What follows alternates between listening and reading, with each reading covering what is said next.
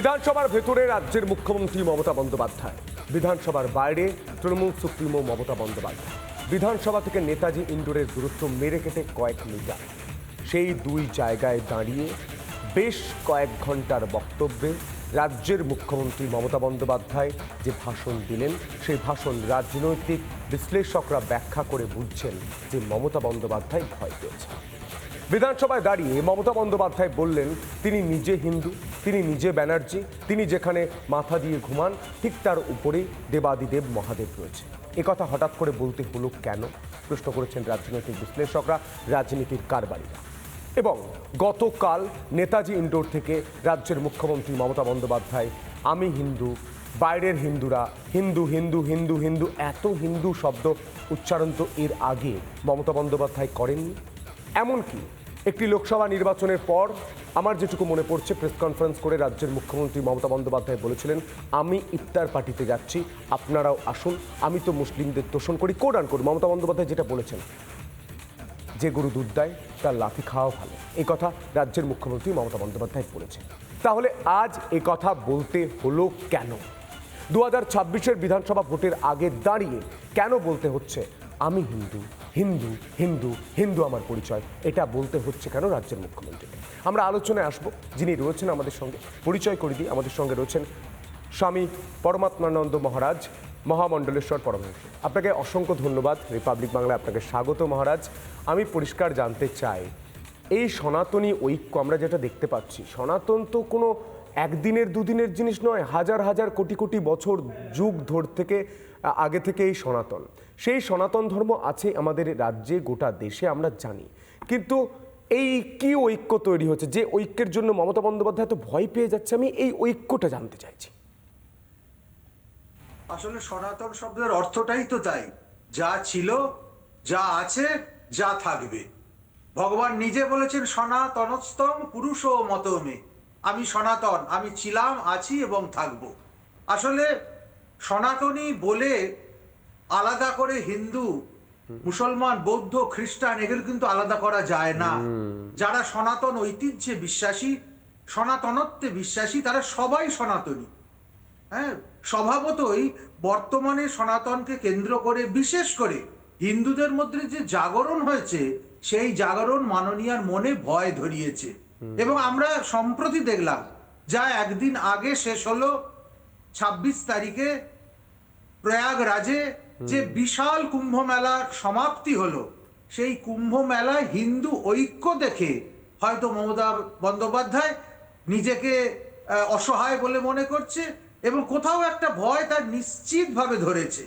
একটা জায়গায় একটা ধর্মীয় উৎসবকে, পরম্পরাকে, ঐতিহ্যকে কেন্দ্র করে 60 কোটি মানুষ, প্রায় অর্ধেকেরও বেশি ভারতবর্ষ একত্রিত হয়েছে এবং সেখানে সারা পৃথিবী এসে যোগদান করেছে।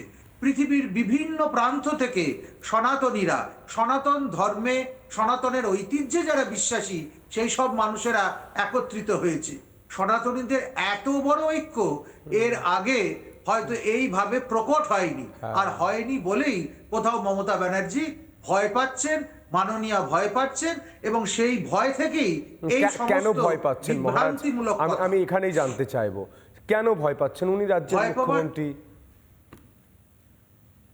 উনি যতই হিন্দু বলে নিজেকে দাবি করুন, উনি যতই মুখ্যমন্ত্রী হন, ওনার কিন্তু মনে এই কারণে ভয় লেগেছে যে সনাতনীরা যদি এক হয়ে থাকে, আগামী 26-এ ওনার গদি টলে যাবে।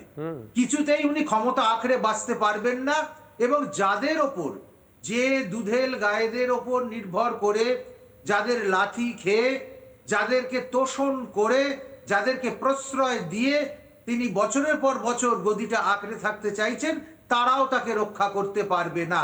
কেননা ইতিমধ্যে মুসলিম সমাজের মধ্যেও কিন্তু তার বিরুদ্ধে ক্ষোভ পুঞ্জীভূত হচ্ছে, কেননা উনি এদেরকে ব্যবহার করেছেন।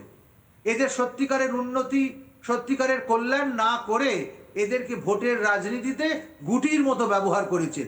হয়তো সেটাও বুঝতে পারছে, একদিকে যদি সনাতনী ঐক্য হয় আর তার পাশাপাশি যদি মুসলিমদের ভেতরে যারা বিরোধী ধর্ম করে তাদের ভেতরে যদি জাগরণ ঘটে, তাহলে কিভাবে, কোন অঙ্কে তিনি আর গদিতে থাকতে পারেন।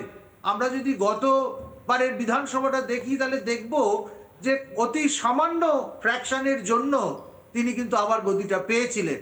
সেইটা যদি এবার উল্টে যায়, সনাতনীরা আবার এক হতে শুরু করেছে এবং তারা বুঝেছে যে সাজাত্য স্বাভিমান এইটাকে আঁকড়ে না থাকলে সুদূর ভবিষ্যতে অনেক অনেক বিপদের মুখোমুখি হতে হবে। এই জন্যই মমতা ব্যানার্জি ভয় পাচ্ছেন যে আর ওই শ্রী মেলা খেলা ভুল বোঝানো এনার্জি এইগুলো দিয়ে বোকা বানানো যাবে না। মুখে তো বলছে যে আমি ভয় না। পাচ্ছি না, আমি নিজে হিন্দু, আমি নিজে ব্যানার্জি, আমি যেখানে ঘুমোই আমার মাথার পেছনে ঠিক শিব দেবাদিদেব মহাদেব রয়েছেন, এই মুহূর্তে সেই কথাগুলো বলছেন, তাহলে ভয় তো পাচ্ছেন না নিশ্চয়ই। আসলে বলছেন বলেই কিন্তু বোঝা যাচ্ছে যে উনি ভয় পাচ্ছেন। যখন ভয় পায় তখনই কিন্তু এইগুলো, না হলে একটা বিশিষ্ট পদে দাঁড়িয়ে বিধানসভার মতো জায়গায় দাঁড়িয়ে কিংবা নেতাজি ইন্ডোরে তিনি যে বিবৃতি দিয়েছেন, এটাকে যদি আমরা বিশ্লেষণ করি তাহলে কিন্তু বুঝতে পারবো যে কে কার ঘরে তার মাথার কাছে কোন দেবতা বা কোন ধর্মীয় প্রতীক নিয়ে সে থাকছে বা শুচ্ছে উঠছে বসছে দর্শন করছে, সে কথাটা বলবার কি আছে। আসলে এইটা বলে উনি মরিয়া চেষ্টা করছেন যে উনি হিন্দু ভোটকে যাতে এক জায়গায় আনতে পারেন, হিন্দু ভোটের মধ্যে যেন ভাঙন না ধরে। কারণ ইতিমধ্যে হিন্দুরা তিতি বিরক্ত হয়ে গেছে ওনার আচরণে।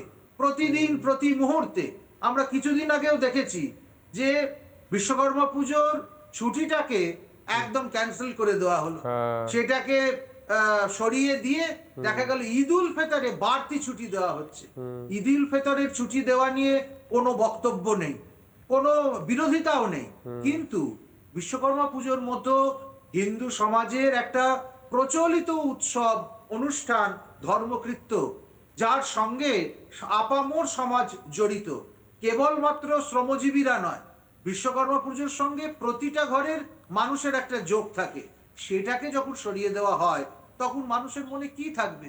আর তার কিছুদিন আগে আবার একটু পেছিয়ে যাই, সরস্বতী পুজোয় যখন দেখা হচ্ছে যে কোর্টের অর্ডার নিয়ে এসে পুলিশ দাঁড় করিয়ে রেখে সরস্বতী পুজো করতে হচ্ছে, এমনও হচ্ছে যে স্কুলে সরস্বতী পুজো করতে দেওয়া হয়নি, গেটের বাইরে ব্যাখ্যা বাচ্চারা রাজ্যের মুখ্যমন্ত্রী মমতা বন্দ্যোপাধ্যায় দিয়েছেন, বিধানসভা থেকেও দিয়েছেন এবং নেতাজি ইন্ডোর থেকেও দিয়েছেন যে পুজো তো হচ্ছে। অনেকেই বলে দুর্গা পুজো হয় না, সরস্বতী পুজো হয় না, সব পুজো হচ্ছে, বাংলায় সব পুজো হয়। মহারাজ, আমি ছোটবেলায় একটা কথা শুনতাম, গ্রামে তো বড় হয়েছি, গ্রামেই থাকি, গ্রামের মানুষরা বলতেন চেনা বাউনের পৈতে লাগে না, মানে পৈতে দেখাতে হয় না চেনা বাউনের। এখানে কি সেই পৈতেটাই দেখাতে হচ্ছে? আসলে বামুন এত বেশি হিন্দু সমাজ সনাতনী সমাজের সঙ্গে বিশ্বাসঘাতকতা করেছে যে আজকে পৈতে দিয়ে প্রমাণ করতে হচ্ছে আমি হিন্দু, মাথার কাছে মহাদেবের ছবি নিয়ে প্রমাণ করতে হচ্ছে আমি হিন্দু, প্রতি কথায় কথায় 10 বার করে বলতে হচ্ছে আমি হিন্দু। হ্যাঁ, কেন বলতে হবে? ওনার যে পদবি, সেই পদবিটাই তো উনি হিন্দু না উনি অহিন্দু সেটা জানানোর পক্ষে যথেষ্ট। সেটার পরও যখন মুখে বলতে হয় তখন বুঝতে হবে এতদিন উনি যা করেছেন হিন্দুদের সঙ্গে বৈমাতৃসুলভ আচরণ, বৈমাতৃসুলভ আচরণ করেছে, তার জন্যই ভয় পাচ্ছে, এমনটাই উঠে আসছে। আপনাকে অসংখ্য ধন্যবাদ আমাদের সময় দেওয়ার জন্য। সকালে চা আড্ডা খবরে আপনার কথা আমি শুনলাম, গোটা বাংলার মানুষ শুনলো। নানা ধরনের কন্টেন্ট দেখার জন্য লাইক করুন, শেয়ার করুন আমাদের ফেসবুক পেজ, সাবস্ক্রাইব করুন আমাদের ইউটিউব চ্যানেল।